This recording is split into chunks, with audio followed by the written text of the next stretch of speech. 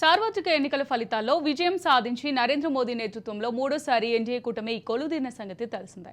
కొత్త ప్రభుత్వం జూలై 23న బడ్జెట్ను పార్లమెంట్లో ప్రవేశపెట్టనుంది. 2024-25 ఆర్థిక సంవత్సరానికి గాను ఆర్థిక మంత్రి నిర్మలా సీతారామన్ సమర్పించనున్నారు. ఈ విషయాన్ని పార్లమెంటరీ వ్యవహారాల మంత్రి కిరణ్ రిజిజు ఎక్స్ వేదికగా వెల్లడించారు. ఈ నేపథ్యంలో జూలై 22 నుంచి ఆగస్టు 12 వరకు బడ్జెట్ సమావేశాలు జరుగుతాయని తెలిపారు.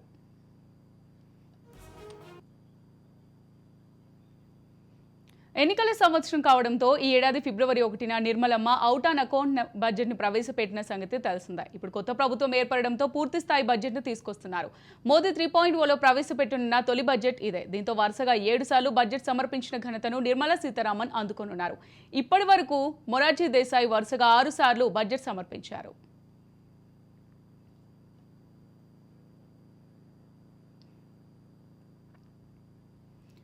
2019లో రెండోసారి మోదీ అధికారంలోకి వచ్చిన తర్వాత సీతారామన్కు ఆర్థిక శాఖ బాధ్యతలు అప్పగించారు. మాజీ ప్రధాని ఇందిరాగాంధీ తర్వాత బడ్జెట్ ప్రవేశపెట్టిన రెండో మహిళగా గుర్తింపు పొందారు. ఎప్పట్లా సూట్ కేసులో కాకుండా రాజముద్ర ఉన్న ఎరుపు రంగు వస్త్రంలో బడ్జెట్ ప్రతులను తీసుకొచ్చే కొత్త సంప్రదాయానికి శ్రీకారం చుట్టారు.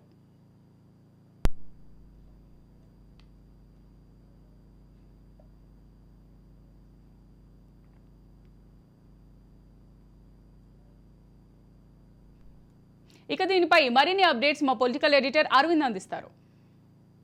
సభ బడ్జెట్ సమావేశాలకి పూర్తి స్థాయిలో సన్నాహకాలు జరుగుతున్నాయి.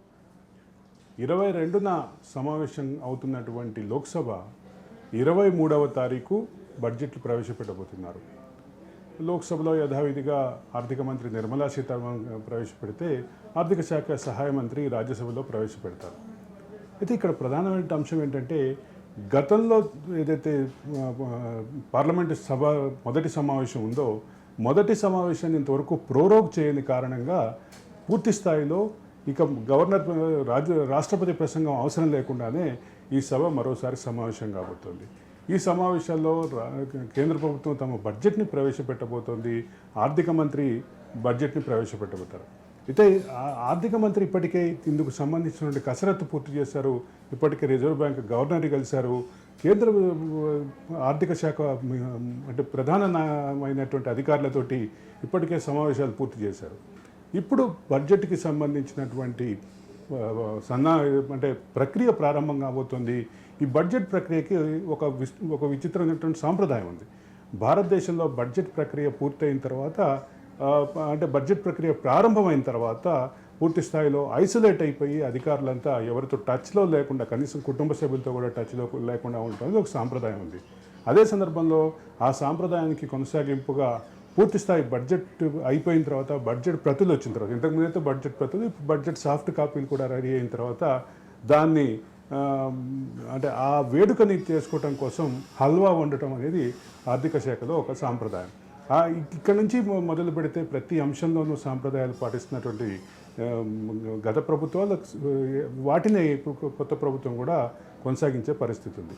అయితే ఇక్కడ ప్రధానంగా గమనించాల్సిన అంశం ఏంటంటే, ఇన్నాళ్ళు సంకీర్ణ రాజకీయాన్ని శాసించినటువంటి మోడీ ఇప్పుడున్నటువంటి సంకీర్ణ రాజకీయాల సంక్లిష్ట స్థితిలో మోడీ కూడా ఇబ్బంది పడుతున్నటువంటి, అంటే సంకీర్ణ రాజకీయాల్లో మిగతా పక్షాల పాత్ర, మిగతా పక్షాల యొక్క ఇన్ఫ్లుయెన్స్ పెరిగింది. కాబట్టి ఇప్పుడు అందరినీ సాటిస్ఫై చేసే దిశగా ముఖ్యంగా అంటే ఆ ప్రభుత్వం ఎన్డీఏ 3 బలంగా నిలబడటానికి కారణమైనటువంటి తెలుగుదేశాన్ని ఒక పక్కన, జనసేన తెలుగుదేశాన్ని ఒక పక్కన, ఇంకో పక్కన జేడీయూని, జనతాదళ్ యునైటెడ్ని సాటిస్ఫై చేసేటటువంటి పరిస్థితి, ఆ ప్రయత్నం మొదలుపెట్టేటటువంటి ఆ రకమైనటువంటి కంక్లూజన్ వచ్చేటటువంటి అవకాశం అయితే ఖచ్చితంగా ఉంది. బడ్జెట్ చుట్టూ తిరుగుతున్నటువంటి ఇప్పుడు రాష్ట్రాల కేటాయింపుల కోసం ఒకవైపు ఎదురు చూస్తున్నాయి. రాష్ట్రాలు తమ కేటాయింపుల క్లారిటీ కోసం బడ్జెట్ వైపు ఎదురు చూస్తున్నాయి. అదే సందర్భంలో ఎన్డీఏతర పక్షాలు ఉన్నటువంటి కొన్ని చోట్ల కూడా కేంద్ర ప్రభుత్వంతో సానుకూల వాతావరణం ఉన్నటువంటి నేపథ్యంలో ఆ రకమైనటువంటి సానుకూలమైనటువంటి రిజల్ట్స్ కూడా వచ్చేటటువంటి పరిస్థితి ఉంది. ఇక్కడ ఒక ప్రధానమైనటువంటి అంశం గమనించాల్సింది ఏంటంటే, గతంలో మోడీ ఏ రాష్ట్రానికి ఏ ప్రాజెక్ట్ ఇస్తే అదే శాశ్వతంగా, అదే ఒక నిర్ణయంగా వచ్చే పరిస్థితి ఉంది. ఇప్పుడు మిగతా రాష్ట్రాలను అన్నిటినీ సాటిస్ఫై చేసి ఒక సంకీర్ణ రాజకీయాల్లో ఈ యొక్క పూర్తి అర్థం రాబోతున్నటువంటి నేపథ్యంలో బడ్జెట్ విషయంలో అన్ని రాష్ట్రాలకి సంబంధించినటువంటి డిమాండ్లు ఉన్నాయి. అన్ని రాష్ట్రాలకి సంబంధించినటువంటి డిమాండ్లకి కార్యరూపం దాల్చే అవకాశం ఉంది. ముఖ్యంగా దక్షిణ భారతదేశంలో మరో 2 బుల్లెట్ ట్రైన్స్ అనేటటువంటి ఏదైతే అనౌన్స్ చేశారో ఆ అనౌన్స్ చేసినటువంటి బుల్లెట్ ట్రైన్స్ కోసం పోటీ పడేటటువంటి పరిస్థితి ఖచ్చితంగా ఉంది. ఏదైతే ఓటాన్ అకౌంట్ బడ్జెట్లో 2 బుల్లెట్ ట్రైన్స్ని దక్షిణ భారతదేశానికి కేటాయించేస్తామని చెప్పి ప్రకటన ఏదైతే చేశారో ఆ 2 దక్షిణ భారతదేశానికి సంబంధించినటువంటి బుల్లెట్ ట్రైన్స్ని అంటే తమ రాష్ట్రాల నుంచే తెచ్చుకోవటం కోసం ప్రయత్నాలు అయితే విస్తృతంగా పెరిగేటువంటి పరిస్థితి ఉంది. అందుకోసం అమరావతి హైదరాబాదు, అమరావతి బెంగళూరు, అమరావతి చెన్నై అనేది ఒకవైపు నడుస్తుంటే హైదరాబాద్ చుట్టూ ఉన్నటువంటి మిగతా అంటే హైదరాబాద్ బాంబే, హైదరాబాద్ విశాఖపట్నం, హైదరాబాద్ బెంగళూరు, హైదరాబాద్ చెన్నై డిమాండ్ కూడా చాలా బలంగా వినిపిస్తున్నటువంటి పరిస్థితి. మొత్తం మీద హైదరాబాద్ అమరావతి కాకుండా చెన్నై కూడా గట్టిగా పోటీ పడుతోంది. చెన్నై నుంచి 2 ట్రైన్లు ప్రారంభమయ్యే దిశగా ప్రయత్నించాలనేటువంటి ప్రయత్నం జరుగుతుంది. మరోపక్క బెంగళూరు కర్ణాటక రాష్ట్రం నుంచి కూడా అదే రకమైనటువంటి సానుకూలమైనటువంటి అదే రకమైన పోటీ వాతావరణం అయితే ఉంది. ఇక్కడ ఒకటి అమరావతి కేంద్రంగా బుల్లెట్ ట్రైన్ వచ్చేటటువంటి అవకాశాలు అయితే ఖచ్చితంగా ఉన్నాయనేది ఇప్పుడున్నటువంటి పరిస్థితిలో చెప్పొచ్చు. ఎందుకు అంటే దానికి ఉన్నటువంటి ప్రాథమిక అంశం ఏంటంటే రాజకీయపరమైనటువంటి కంపల్షన్స్ రీత్యా అదే సందర్భంలో సంకీర్ణ రాజకీయాల్లో NDA 3లో చాలా కీలకమైనటువంటి భాగం పోషిస్తున్నటువంటి తెలుగుదేశం అధికారంలో ఉంది. తెలుగుదేశం, జనసేన, బీజేపీ కూటమి అధికారంలో ఉన్నటువంటి ఆంధ్రప్రదేశ్ రాష్ట్రానికి ఒక పెద్ద బూస్ట్ ఇవ్వడం కోసం ఇది వచ్చేటటువంటి అవకాశం ఉంది. ఇది ఇంతటితోటి మాత్రమే పరిమితం కాలేదు. ఆంధ్రప్రదేశ్ రాష్ట్రానికి వచ్చేటటువంటి ఈ డిమాండ్ని మిగతా రాష్ట్రాలు కూడా మళ్ళీ బలంగా ముందుకు తీసుకొచ్చేటటువంటి పరిస్థితి అయితే ఖచ్చితంగా ఉంది. ఇక్కడ వీటితో పాటు మరికొన్ని అంశాలు, ముఖ్యంగా మహారాష్ట్ర విషయంలో మహారాష్ట్ర అదనపు నిధులు కోరుతోంది, ఛత్తీస్గఢ్ అదనపు నిధులు కోరుతోంది, జార్ఖండ్ అదనపు నిధులు కోరుతోంది. రెండోది జమ్మూ కాశ్మీర్ ప్రాంతం ఏదైతే ఉందో జమ్మూ కాశ్మీర్ రాష్ట్రం కానీ అదే సందర్భంలో అక్కడ ఉన్నటువంటి కేంద్రపాలిత ప్రాంతం కానీ అదనపు నిధులు కోరుతుంది. ఇటువంటి నేపథ్యంలో అంటే సంకీర్ణ భాగస్వామి పక్షాలన్నీ అదనపు నిధులు కోరుతున్నటువంటి పరిస్థితి ఉంది. గతంలో లాగా గుజరాత్ కేంద్రంగా బడ్జెట్ ఇచ్చారు అనేటటువంటి విమర్శలు ఏదైతే ఉన్నాయో ఆ విమర్శలకు ఆస్కారం లేకుండా ఇప్పుడు అందరినీ సాటిస్ఫై చేయాల్సినటువంటి ఒక పరిస్థితి మాత్రం కేంద్ర ప్రభుత్వం మీద ఉంది. వీటన్నిటితో పాటు కేంద్ర ప్రభుత్వం మరికొన్ని పథకాలు ఇస్తుందని రాష్ట్రాలు కానీ ప్రజలు కానీ ఆశిస్తున్నటువంటి పరిస్థితి. అగ్రికల్చర్ సిస్టమ్ని బూస్ట్ చేసేటటువంటి, దేశంలో వ్యవసాయ రంగాన్ని బూస్ట్ చేసేటటువంటి ఒక పెద్ద ప్యాకేజ్ లాంటిది రైతులు ఎక్స్పెక్ట్ చేస్తుంటే పారిశ్రామిక రంగానికి బెయిల్అవుట్ ప్యాకేజ్, కొన్ని ఖాయిలా పడినటువంటి పరిశ్రమలకి బెయిల్అవుట్ ప్యాకేజ్ ఎక్స్పెక్ట్ చేసినటువంటి పరిస్థితి ఉంది.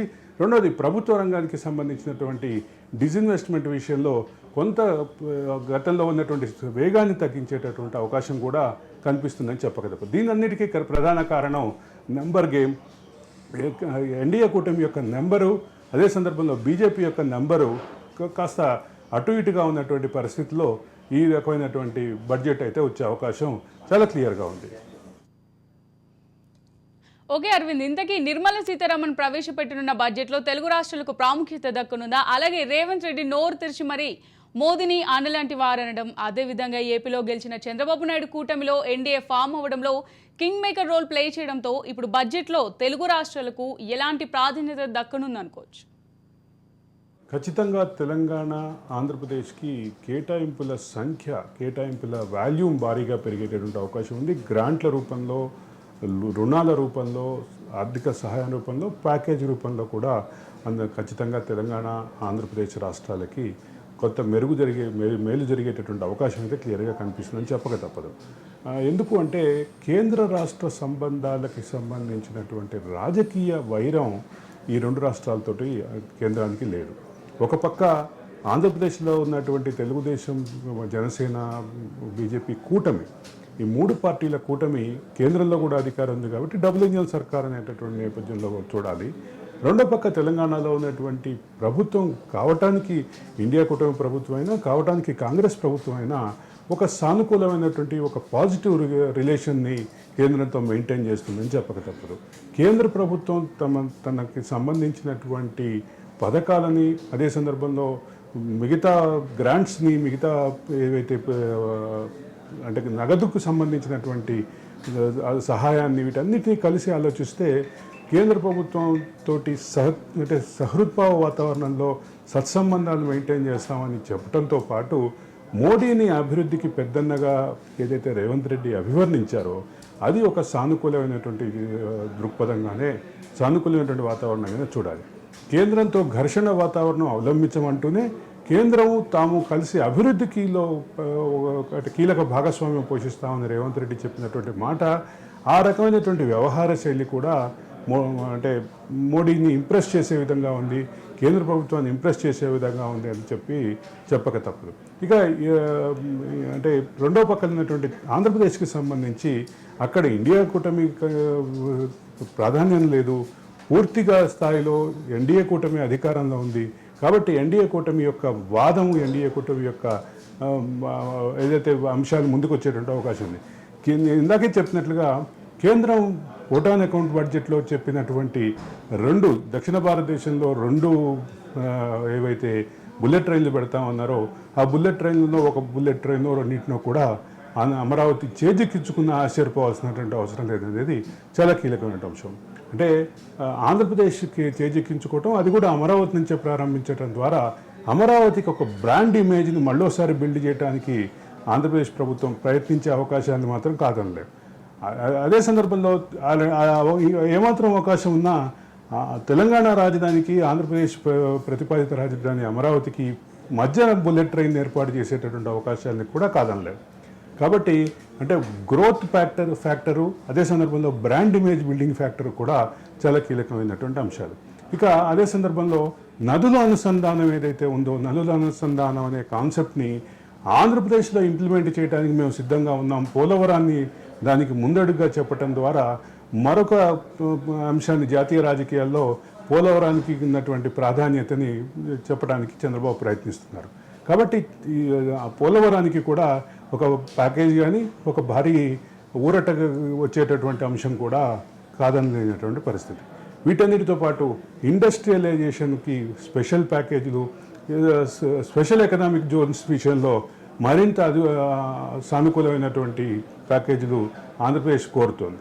ఆంధ్రప్రదేశ్ కేంద్రం యొక్క సహాయాన్ని కోరుతున్నటువంటి వాటిలో చాలా అంశాల్లో ఇవి కూడా ఉన్నాయి.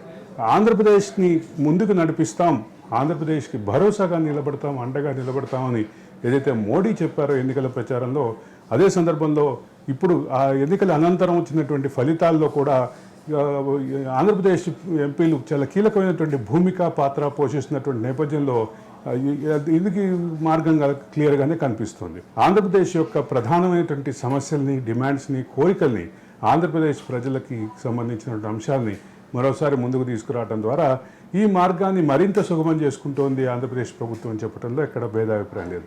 మొత్తం మీద రెండు రాష్ట్ర ప్రభుత్వాలకి ఒక బలమైనటువంటి ఒక స్ట్రాంగ్ ఆర్థిక ప్యాకేజ్ ఈ బడ్జెట్లో వస్తుందని ఒక పక్క ప్రభుత్వాలు ఎక్స్పెక్ట్ చేస్తున్నాయి.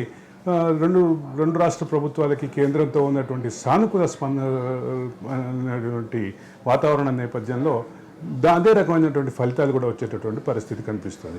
ఇక ఆంధ్రప్రదేశ్ బడ్జెట్టు, తెలంగాణ బడ్జెట్టు, ఈ బడ్జెట్ సమావేశాల తర్వాత అంటే కేంద్ర బడ్జెట్కి ప్రకటన తర్వాత వస్తుందా, ముందు వస్తుందా అనేటటువంటి సందిగ్ధం ఉంది. కానీ మొత్తం మీద ఈ రెండు రాష్ట్ర ప్రభుత్వాలు చాలా కీలకమైనటువంటి పాత్ర పోషిస్తున్నాయి.